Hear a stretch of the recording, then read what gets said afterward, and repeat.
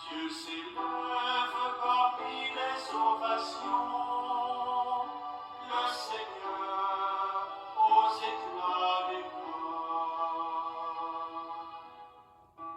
Tous les peuples battaient des mains, acclamez Dieu par vos cris de joie, car le Seigneur est le Très-Haut, le redoutable, le grand roi sur toute la terre. Dieu s'élève parmi les ovations, le Seigneur aux éclats des corps. Dieu s'élève parmi les ovations, le Seigneur aux éclats du corps. Sonnez pour votre Dieu, sonnez, sonnez pour votre roi, sonnez. Dieu s'élève parmi les ovations, le Seigneur aux éclats des corps. Car Dieu est le roi de la terre, que vos musiques l'annoncent. Il règne, Dieu, sur les païens, Dieu est assis sur son trône sacré. Dieu s'élève parmi les ovations, le Seigneur aux éclats des corps.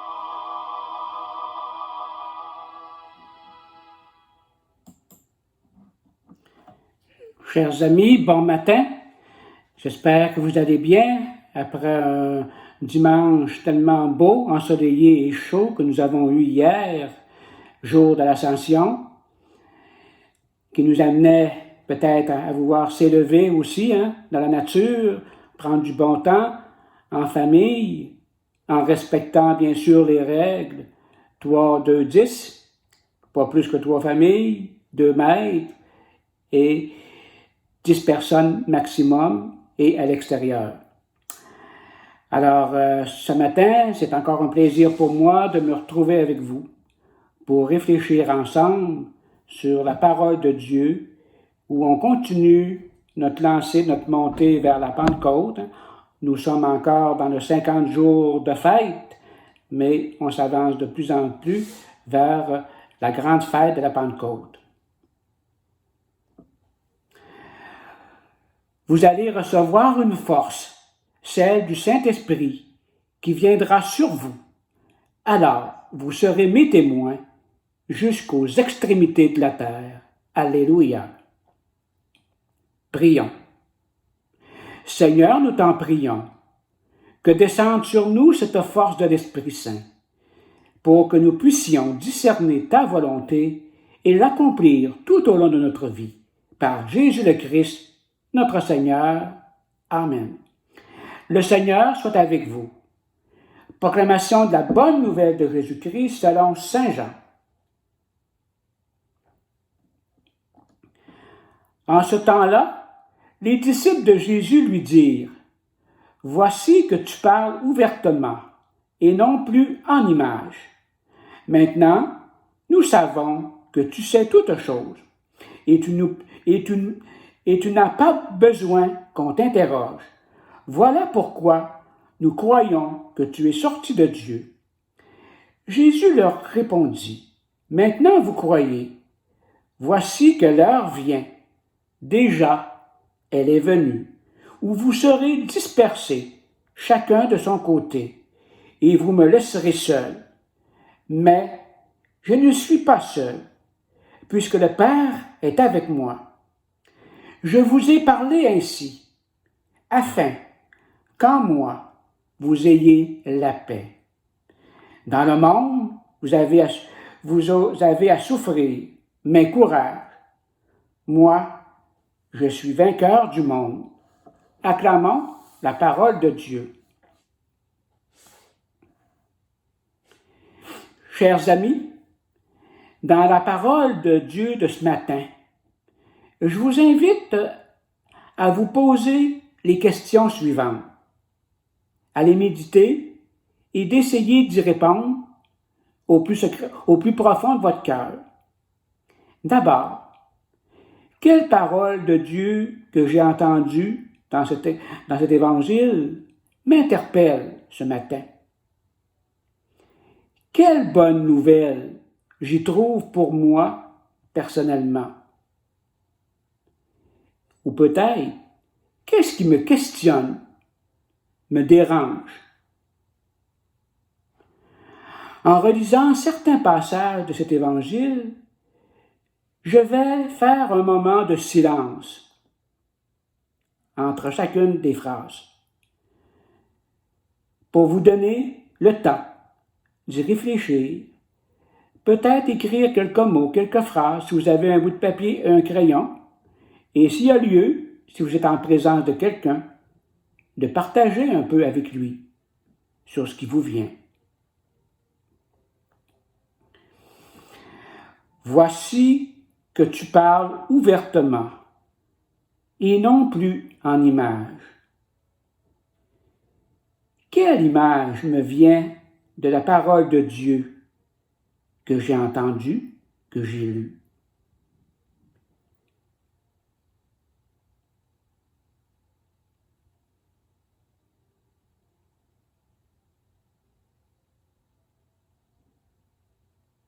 Maintenant, nous savons que tu sais toutes choses. Qu'est-ce que je sais de Dieu? Quelles sont ces choses dites par Dieu dont je me souviens?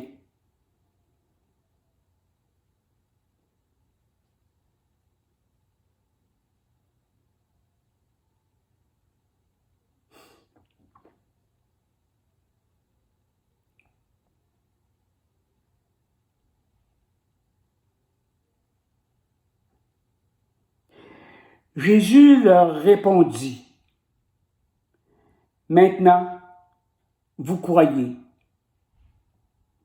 Moi, aujourd'hui, où je me situe par rapport à Dieu dans ma foi?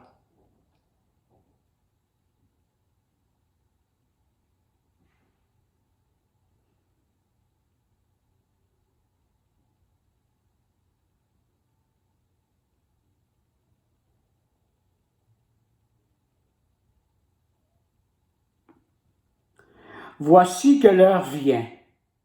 Déjà, elle est venue, où vous serez dispersés, chacun de son côté. Comment m'interpelle cette parole de Dieu ce matin? Quelle est l'invitation que Dieu me fait?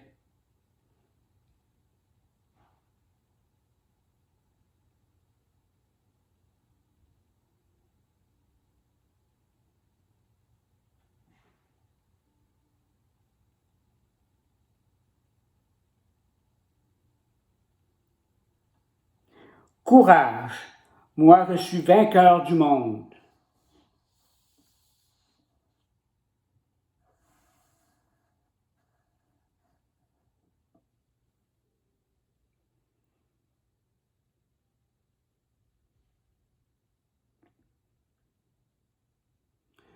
Voici que l'heure vient. Déjà, elle est venue, où vous serez dispersés, chacun de votre côté.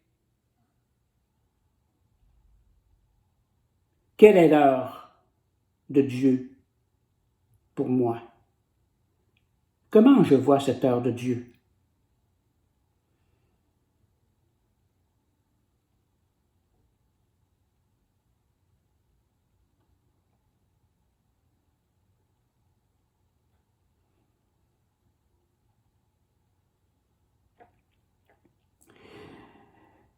Dans les textes de la parole de Dieu, il est souvent question de l'heure de Dieu. J'en ai ressorti quelques-uns, quelques extraits ici et là, particulièrement dans Jean. Dans Jean 4, 21, « Femme, lui dit Jésus, crois-moi, l'heure vient où ce ne sera ni sur cette montagne, ni à Jérusalem que vous adorerez le Père. » Dans Jean 5, 25, « En vérité, je vous le dis, l'heure vient, elle est déjà venue, où les morts entendront la voix du Fils de Dieu, et ceux qui l'auront entendu vivront. » Dans Jean 5, 28, « Ne vous étonnez pas de cela, car l'heure vient où tous ceux qui sont dans les sépulcres entendront sa voix. » Dans Jean 16, 2, « Ils vous excluront des synagogues, et même l'heure vient où quiconque vous fera mourir croira, rendre un culte à Dieu. » Dans Jean 4, 23, 24, « Mais l'heure vient, elle est déjà venue, où les vrais adorateurs adoreront le Père en esprit et en vérité. Car ce sont là les adorateurs que le Père demande. Dieu est esprit, et il faut que ceux qui l'adorent vraiment en esprit. » Dans 2 messages retiennent mon attention dans ces quelques extraits qui est au cœur de notre foi chrétienne. Le premier, l'heure de Dieu, c'est l'heure de la victoire de la vie sur la mort, franchie le premier par le Christ Jésus, l'envoyé du Père, qui nous ouvre le passage à la vie en plénitude qu'il nous avait promis. Cette vie en plénitude, c'est le royaume promis par le Père. Ce royaume que nous préparons maintenant. L'heure vient, et elle est déjà venue, où les morts entendront la voix du Fils de Dieu, et ceux qui l'auront entendu vivront. L'heure vient où tous ceux qui sont dans les sépulcres entendront sa voix. La voix de Dieu, elle s'entend dans le plus profond de nos cœurs, dans ces moments difficiles que nous traversons. Sommes-nous capables de l'entendre, cette voix? Peut-être que physiquement et psychologiquement, nos forces sont diminuées. Notre morale a des hauts et des bas, parce que nous sommes envahis par la crainte, la peur, et que nous ne voyons pas l'avenir de manière positive. Mais le Seigneur nous fait la promesse de ne jamais nous laisser seuls.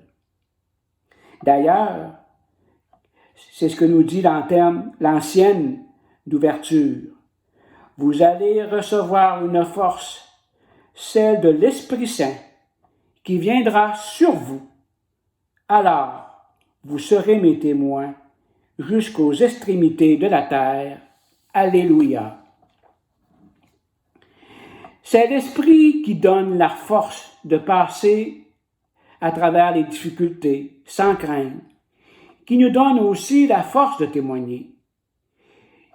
C'est d'ailleurs ce que nous dit saint Paul dans la première lecture, quand il demande aux disciples, « Lorsque vous êtes devenus croyants, avez-vous reçu l'Esprit Saint? » Ils lui répondirent, « Nous n'avons même pas entendu dire qu'il y a un Esprit Saint. » Quand Paul leur eut imposé les mains, l'Esprit Saint vint sur eux. Ils se mirent à parler en langue, mystérieusement, et à prophétiser. Ils étaient une 12aine d'hommes au total. Paul est en train de nous parler ce qui s'est passé le jour de la Pentecôte. Nous verrons ça un peu plus en profondeur dimanche prochain. Les amis, le Seigneur nous invite ce matin à ne pas perdre courage, malgré les moments difficiles que nous traversons. Il est là, avec nous et en nous. Nous sommes présents dans le cœur de Dieu. Laissons-le agir en nous par son esprit, parce que tout vient de lui.